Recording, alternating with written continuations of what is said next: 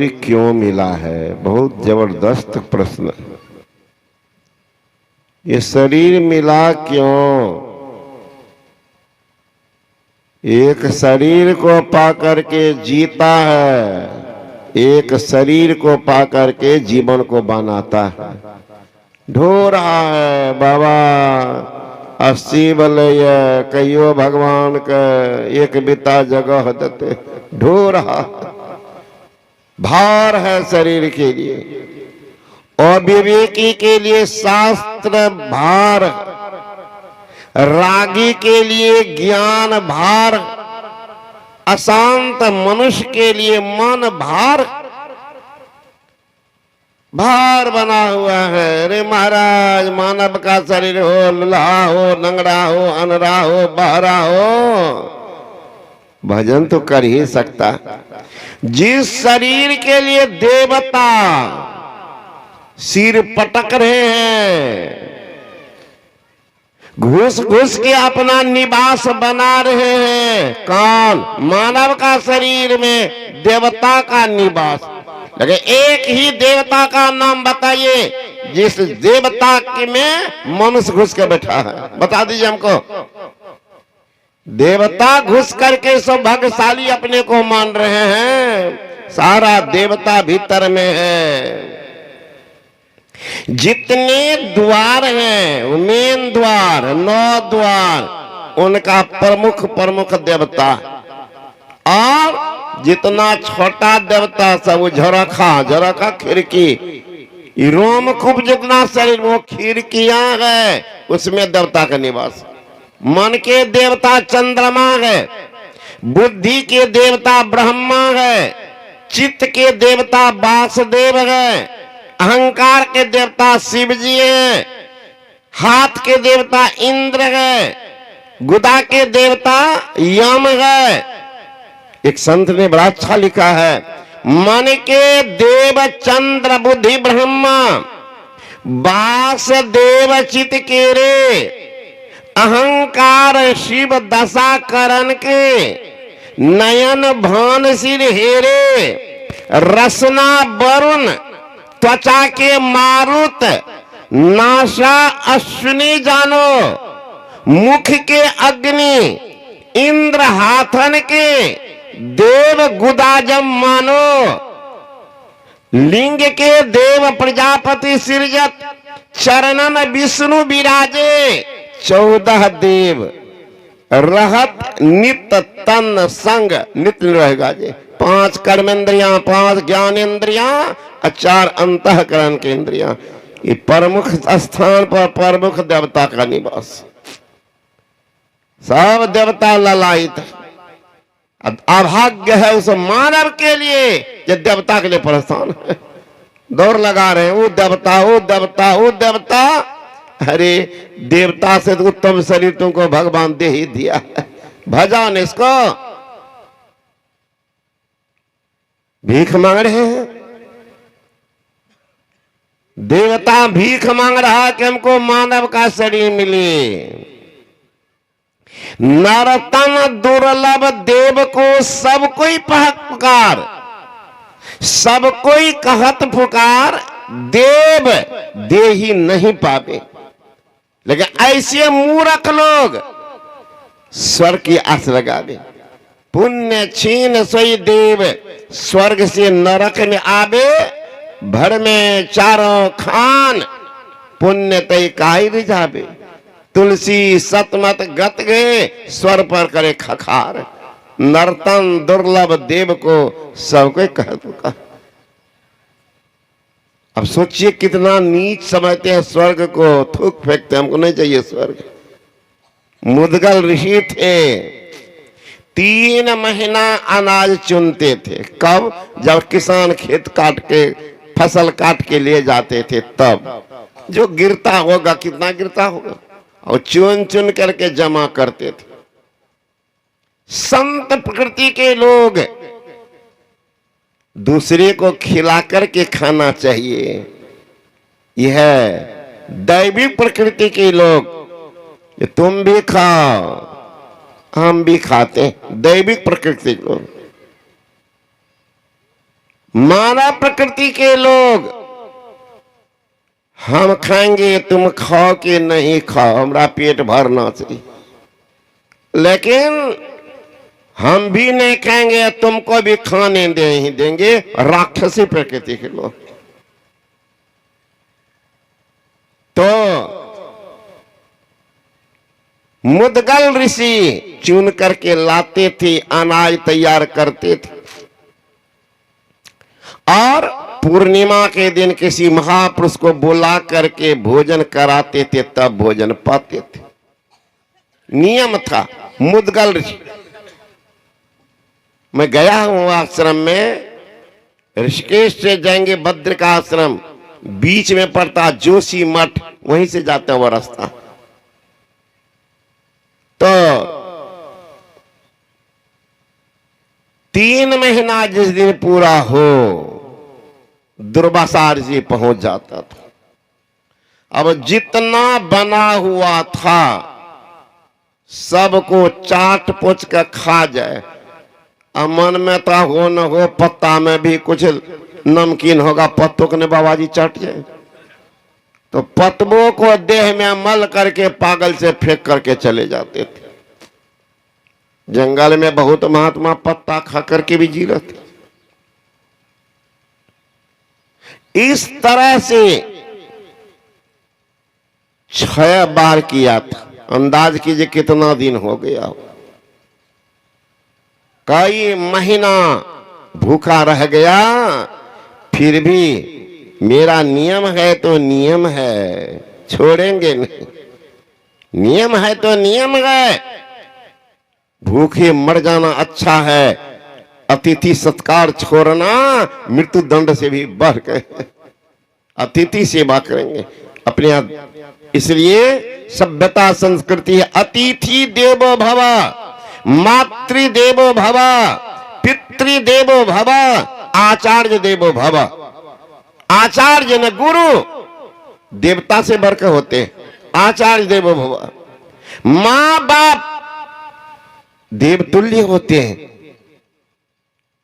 माँ बाप की सेवा आज्ञा देवता से भी बढ़ के होनी चाहिए। लेकिन अभागा सा, जब तक शादी नहीं हुई है, देखिए नौजवान को पूछिए ये तुम्हारी माँ में अवगुण है, बाप में अवगुण है, तो जित्तो लात चला देगा। मेरा बाप भगवान विष्णु है, माँ साक्षात लक्ष्मी। कब तक?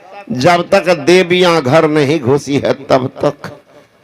मंतरिया घुसी घर में, सब अवगुण माय में घुस गया। छोरबाग देखिए कैसे लड़ने जाता अम्बाई से। ई के छिया स्वर्ग लोग से डायरेक्टे ले तोरा घर। कन्या में कोगो लड़का हाथ आइएगा, हम अवगुण देखे छे, खपड़िए फोड़ देगी कपार पर। माय बेचारी सह लेती है, वो देवता मानती। आचार्य देवो भव, मातृदेवो भव, पितृदेवो भव, अतिथि देवो भव। अतिथि जिनका कोई तिथि ही नहीं, कब आ गए। अगर ऐसा अतिथि आ जाता है तो शास्त्र में आया है, बिना बुलाए बिना निमंत्रण के अगर साधु पुरुष आपके दरबार में आ गया है, निश्चित मानिए परमात्मा रूप धारण करके आपके कल्याण के लिए पहुंच गए। की जय। आचार्य देवो, अतिथि देवो भव। मुद्गल उस नियम का पालन करते थे।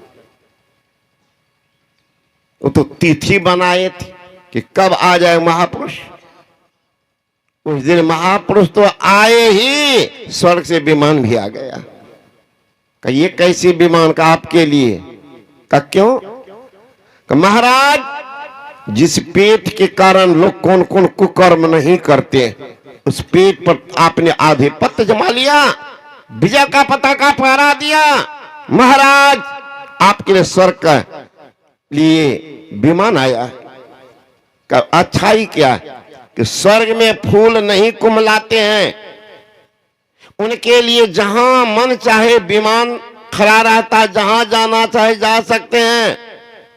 अप्सराएं नृत्य करती रहती है, मन बहार के लिए एक से एक वहां पर नाच गान होते रहता है, हर जगह खुशबू ही खुशबू रहती है। कहा महाराज ये तो खाली गुण ही गुण बता रहे, दुनिया में तो ऐसा कोई स्थान, अब गुण भी कुछ होता है? कहा एक तो है। वो क्या? महाराज जिस दिन आप जाएंगे स्वर्ग लोक, कहा उस दिन आपके गला में एक फूल का माला डाला जाएगा और आपको बता दिया जाएगा कि ये फूल का माला आपके पुण्य का माला है, इतना दिन ही स्वर्ग में आपको रहना। समझ गए? कहा एक फूल सूखा मन एक दिन घट गया, दो फूल सूखा दूसरा दिन घटा, इस तरह से महाराज फूल सूखते जाएगा, दिन घटते जाएगा। मुदगल ऋषि ने कहा महाराज फूल सूखेगा कि कलेजा सूखेगा? लोग नहीं जानता कि आज मरे कि कल मरे, निश्चिंत होकर के जी रहे। और जिनको बता दिया जाए कि फलना तारीख का मरेंगे, देख लीजिएगा तमाशा, खाना पीना सब गायब है, खाना पीना गायब हो जाएगा। 2 मिनट सारी खुशियाली हवा हवाई हो जाएगी तुरंत। का महाराज ऐसे स्वर्ग मुझे नहीं चाहिए, मैं इसे स्वर्ग को थूक फेंकता। और बताइए जहां जाने के बाद फिर आना नहीं पड़ता, वो कोई स्थान है? का हाँ हाँ वो है परम धाम। यद्गत्ता निवर्तन्ते तद्धामा परमं मम ममेवांसे जीवलोके जीभूत सनातना, वह मोक्ष धाम, वहां से लोग कोई नहीं लौटता है। कहा जाइए विमान लेकर के, मैं उसी मोक्ष धाम की तैयारी स्वयं कर रहा हूं, तैयारी कर रहा। स्वर्ग के विमान को ठुकरा दिया। आज तो हम लोग दिन भर यही काम करते, की करबो तो स्वर्ग जाके क्या कीजिएगा? खत्म होगा तब और दुर्दशा, सुख नहीं मिली सह लेता, और सुख के बाद अगर दुख आता है तो देखिएगा दुर्दशा उन आदमी की, दुर्दशा के देखिए। प्रार्थना कीजिए हे परमात्मा नहीं है इतने रहने दीजिए, लेकिन अगर देंगे सुख तो इस जन्म में कम से कम दुख का मुख नहीं देखने दीजिएगा, ये प्रार्थना कीजिए।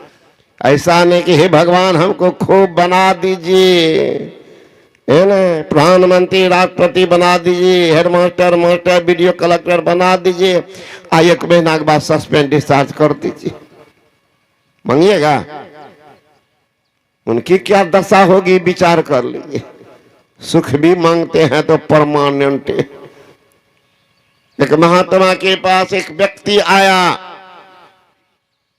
रोने लगा कि बाबा जी कोई बात की कमी नहीं, लेकिन एक बात की कमी है जो हमेशा खटकती रहती।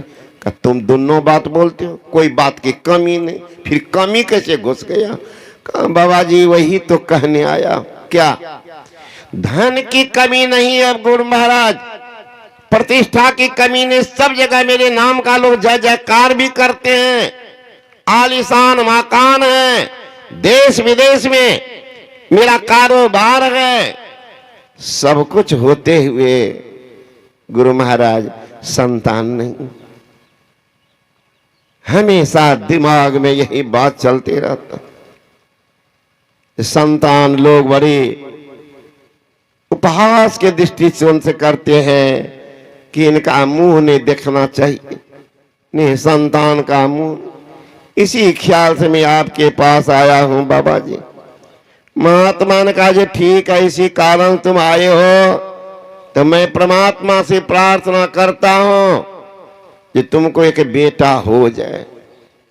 उछलने लगा। का उछलो मत, वो लड़का लेकिन 2 साल के बाद मर जाएगा। कहा बाप ही क्या कह दिए बाबा? कहता बेटा दीजिए गुरु महाराज, लेकिन वो मरे नहीं, नहीं मरे।